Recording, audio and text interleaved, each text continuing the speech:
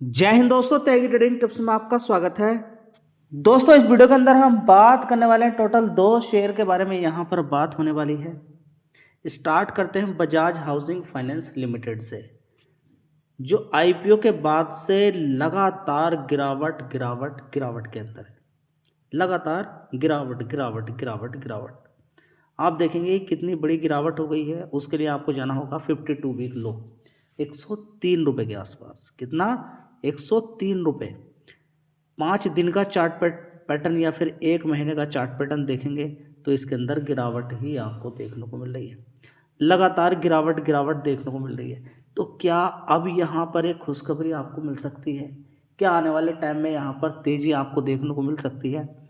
लेकिन सारी चीज़ें कोरिलेशन में होती हैं। 105 रुपये का भाव देखकर अगर आप इस शेयर को खरीदने के लिए जा रहे हैं तो शायद आप गलती कर सकते हैं।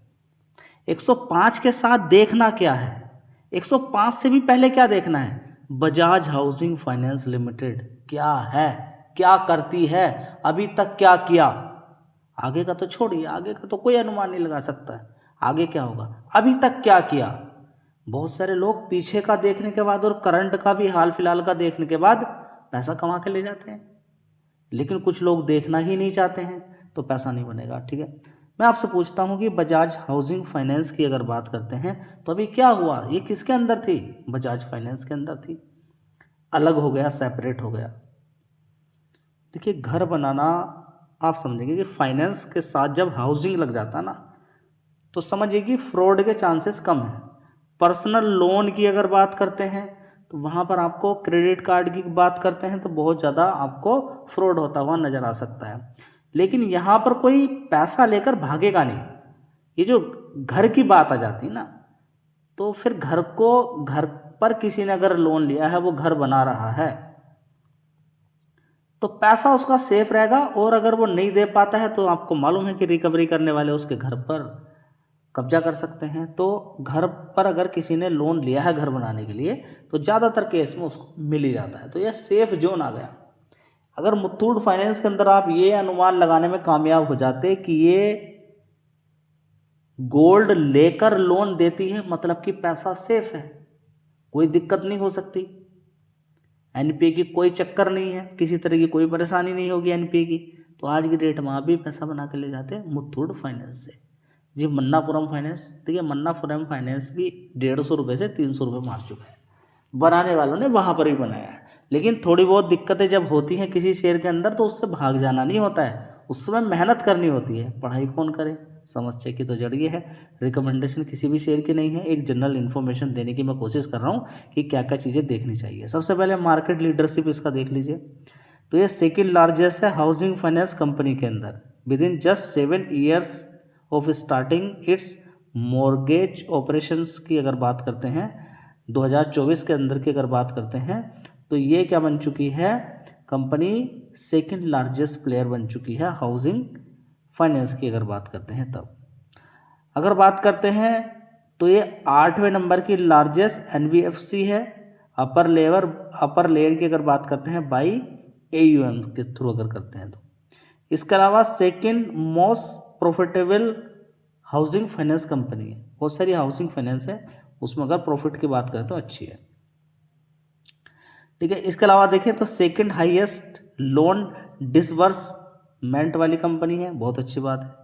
सेकंड लार्जेस्ट एयूएम की बात करें पर branch and employee among large housing finance company की अगर बात करते हैं तो। ठीक है, तो ओवरऑल मिला के एक हिंट आपको मिल गई है कि कंपनी अपने सेक्टर के अंदर कुछ अच्छा कर रही है, जिसकी वजह से ये कंपनी अभी हाल फिलहाल में second largest housing finance company बन चुकी है पिछले 7 ईयर्स की अगर बात करते हैं तब से लेकर अभी तक। तो ज़बरदस्त परफॉर्मेंस यहाँ पर कंपनी दिखा रही है। लेकिन इससे दिखाने से क्या होगा? शेयर के अंदर तो लगातार गिरावट देखने को मिल रही है। अपना हाई जो बनाया 147 रुपये, वहाँ से तो लगातार गिरते गिरते 105 रुपये के आसपास मिल रहा है। तो यही सारी चीज़ें आपको देखनी होती है। इसके साथ एक चीज़ और आपको देखना होता है कि मार्केट कैप कितना है। 88,000 करोड़ का। उस समय कितना था जब इस कंपनी का आईपीओ आया? तो यही बात मैंने आपके सामने रखी थी कि इस कंपनी के अंदर आगे आने वाले टाइम में अगर आप ग्रोथ देख रहे हैं तो अभी रुक जाइए। ग्रोथ देखिए कंपनी का प्रॉफिट भी बढ़ेगा, रेवेन्यू भी बढ़ेगा, सारी चीज़ें बढ़ेंगी, लेकिन उस हिसाब से बढ़ना चाहिए मार्केट कैप के अकॉर्डिंग। मार्केट कैप के अकॉर्डिंग बढ़ना चाहिए, तब तो बात बनेगी। नहीं तो आप याद रखिएगा, जैसे कि अभी हाल फिलहाल में आप देख रहे हैं जोमेटो यानी कि इटरनल के अंदर गिरावट शुरू हो गई है और ज़बरदस्त तेज़ी बनी थी। और किसी किसी शेयर बड़ा जो मार्केट कैप वाली कंपनियां हैं उनको ज़बरदस्त भी कभी भगाया जाता है, लेकिन आपको ये भी याद रखना है कि अच्छी खासी गिरावट उनके अंदर होने दें। गिरावट अगर नहीं होने देंगे और मार्केट कैप ज़्यादा है तो आप शायद ऊपर फंसने वाले हैं। बस इस चीज़ को रट लीजिएगा। जी यहाँ पर तो अच्छी खासी गिरावट हो गई है, थोड़ा अच्छा ठीक है, लेकिन मार्केट कैप अभी देखिए 88,000 करोड़ का मार्केट कैप है। तो हो सकता है यहाँ से और भी गिरावट हो जाए, ठीक है, लेकिन आपको एसआईपी करने के लिए एक अच्छा शेयर यहाँ पर आपको दिखाई दे रहा है, लेकिन मार्केट कैप के अकॉर्डिंग और गिरावट हो, जितनी ज़्यादा गिरावट होगी उतना ही अच्छी बात रहेगी। दोस्तों देख लेते हैं यहाँ पर पिछले 5 क्वार्टर की परफॉर्मेंस कैसी है। तो एक साल पहले 2,400 करोड़ का रेवेन्यू था, उसके बाद 2,400, 2,500, 2,600 करोड़, और अभी देखेंगे 2,700 करोड़। मतलब रेवेन्यू वाइज तो कंपनी की परफॉर्मेंस काफ़ी अच्छी है जी। शेयर तो गिर रहा है तो फिर परफॉर्मेंस का क्या करना, ठीक है, कोई बात नहीं। आप यहाँ पर थोड़ा सा और फोकस कीजिए। ऑपरेटिंग प्रॉफिट भी यहाँ पर आप देखेंगे, नेट प्रॉफिट को एक साल पहले 546 करोड़ का था, उसके बाद 548, 587 करोड़, 583 करोड़, अभी देखेंगे 643 करोड़, ठीक है। तो परफॉर्मेंस में किसी तरह की कोई कमी नहीं है। और एनपीए को क्या देखना है, यहाँ पर किसी ने हाउस पर अपने लोन लिया है तो वो तो देगा, तो एनपीए तो क्या रहेगा, कम ही रहेगा, ठीक है। तो एनपीए देखने की कोई आवश्यकता नहीं, मुझे ऐसा लगता है। चलिए दोस्तों अगला शेयर होगा ग्रो की बात करें, क्वार्टरली रिजल्ट आए हैं। अभी इस कंपनी ने हाई ज़बरदस्त बनाया था 193 रुपये, लेकिन वहाँ पर टिक नहीं पाया जी। क्यों नहीं टिका उसके बारे में देखिए, मैं आपसे बार बार बोल रहा हूँ कि कोई जो भी शेयर आपने खरीद के रखा हुआ है उसका मार्केट कैप देखें। अगर पैसा बनाना है तब आपको 97,000 करोड़ का मार्केट कैप, अभी 1 लाख करोड़ से ऊपर की कंपनी बन चुकी थी, गिरावट हो गई। रीजन बिहाइंड वही है, मार्केट कैप ज़्यादा। ये बात मैं कब से आपसे बोल रहा हूँ, जब से इस कंपनी का आईपीओ है। मैंने बोला कि तेज़ी अच्छी खासी बन जाए तो थोड़ा सा रुक जाए, वहाँ पर वेट कर लें, इंतजार कर लें गिरावट का। रुक पाया, टिक पाया नहीं, देखिए भागने के लिए अभी भाग सकता है। जब पहले भगा के इसको ऊपर ले गए तो अभी भी भगा सकते हैं, लेकिन बात ये रहती है कि कितने दिन टिकेगा ऊपर की साइड में। कुछ दिन टिक भी सकता है, ऐसा नहीं टिक सकता। और ग्रो क्या अच्छा काम नहीं कर रही है, लेकिन परफॉर्मेंस उस हिसाब की दिखानी पड़ेगी। ऐसा नहीं कि 1-2 क्वार्टर से या फिर कुछ समय के लिए अच्छी परफॉर्मेंस, बाद में जैसे ही आईपीओ के अंदर कंपनी आ गई अच्छा पैसा कमा लिया। अब ये देखिए कंपनी है, कंपनी ने मार्केट के अंदर अपने शेयर्स कुछ बांट दिए, ठीक है। फ्री का ही पैसा तो जा रहा है इन लोगों के पास, आपने ले लिए, गिरेगा तो गिरेगा, भागेगा तो भागेगा। बहुत सारी कंपनियां लगातार आईपीओ आने के बाद लगातार गिरती ही चली जाती हैं, रुकती नहीं है भी। तो वो ऐसी कंपनी आने का क्या फ़ायदा जो उठी नहीं आज तक, नीचे ही गिर रही है और उस भाव पर पहुंचने के लिए तैयार ही नहीं है। जैसे कि पेटीएम की बात करें, नीचे 350 रुपये तक पहुंच गया था और अभी भी देखिए कहाँ पर है। बात यह है कि पेटीएम 1,000 रुपये पे लिस्ट क्यों नहीं हुआ, 1,000 रुपये पे जाना चाहिए था। आईपीओ का भाव उसका थोड़ा सा कम ही रहना चाहिए था। 350, 400, 500 क्यों नहीं रखा। बड़ा खेल है, बड़ा झोल है, पैसा जाएगा कोई बताएगा नहीं आपको। समझदारी आपको खुद ही करनी है। स्टॉक मार्केट के अंदर अगर आप आ गए तो बहुत सारी चीज़ें हैं। देखिए खुद सोचिए कि सरकार को पता है, सेबी को पता, हर किसी को पता है कि इंडिया के 100 में से 93 लोग ख़त्म हो रहे हैं कोलपुट के अंदर, लेकिन खेल फिर भी चालू है।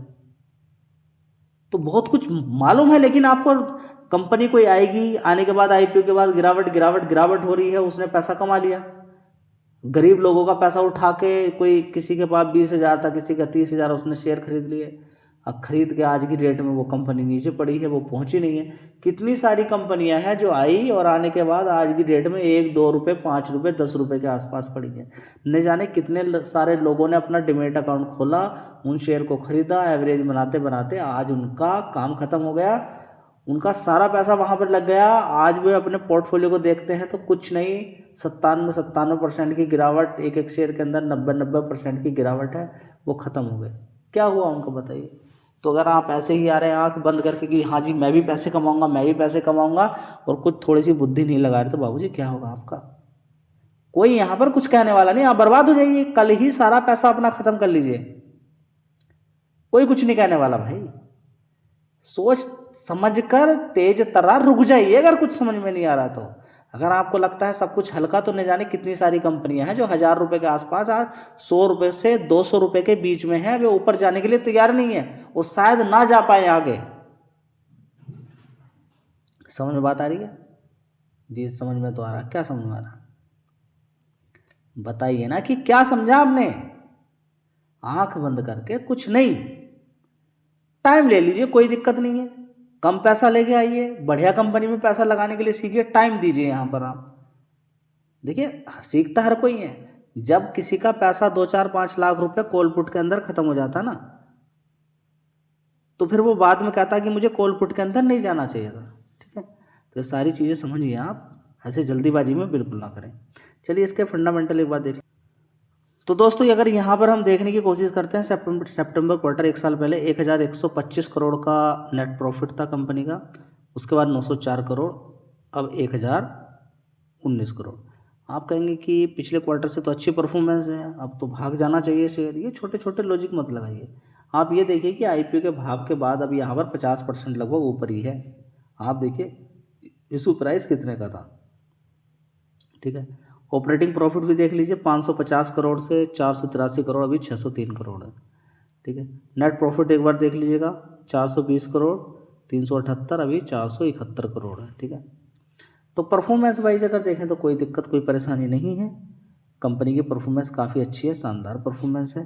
ठीक है, लेकिन कमाल की बात यह है कि पिछले कुछ समय से अगर आप देखें तो 4 साल की अगर बात करते हैं तो पूरे साल में 239 करोड़ का नुकसान, पिछले पूरे साल का देखेंगे तो 805 करोड़ का नुकसान था, और अभी देखेंगे 1824 करोड़ का कंपनी ने नेट प्रॉफिट दिखाया है। ठीक है, पूरे साल का, पूरे साल मतलब मार्च 2025 की अगर बात करते हैं, 2024 से लेके मार्च 2024 से लेके 2025 ये है, 2023 से लेके 2025 मार्च 2024, 2023 मार्च से लेके 2024 मार्च 805 करोड़ का नुकसान है। तो ये भी सारी चीज़ें आपको देखनी है। ये भी पिछले 1-2 साल से तो परफॉर्मेंस बढ़िया चल रही है। देखिए ये सारी चीज़ें आपको नहीं, सारी चीज़ें पर आपको देखना है, फोकस करना है। अगर शेयर का मार्केट कैप ज़्यादा है तो आपको बहुत कुछ बारीकी से देखना है। मार्केट कैप कम है तो इन बहुत सारी चीज़ों को आप अवॉइड कर सकते हैं। कभी कभी आपको देखने को मिलेगा मार्केट कैप कम है, शेयर का भाव ज़्यादा हो गया, कोई नहीं बताने वाला है, आपको मेहनत करनी पड़ेगी, फील्ड में अपने आप से उतरना पड़ेगा आपको। और ये सारी चीज़ें छोटी छोटी बता रहा हूँ, इनको रट लीजिए, नहीं तो बाबूजी धीरे धीरे धीरे करके बहुत सारी कंपनियों के अंदर लोग फंसते हैं, निकल नहीं पाते।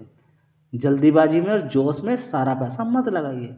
अलग अलग कंपनी में लगा रहेगा तो किसी में फ़ायदा, किसी में प्रॉफिट, और मिला के वो पैसा नहीं जाएगा। धन्यवाद।